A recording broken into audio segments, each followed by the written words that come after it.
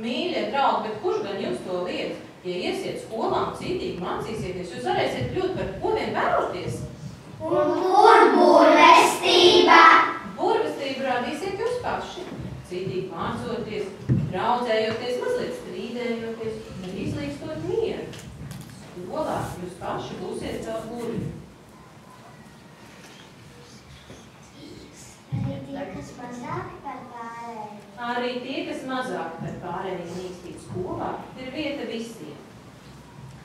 Gan lieliem, gan maziem, gan drošsirdīgiem, gan bailīgiem.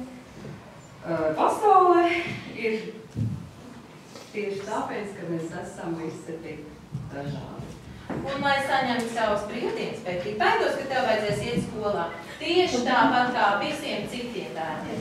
Labi, labi. Tad es arī mācīšos deju. Kriekijā viņam izstrādāja, tur jau viens bērns pabeidz skolu, kamēr nav iemācījies, kā bija krieķu deju. Bet kā tik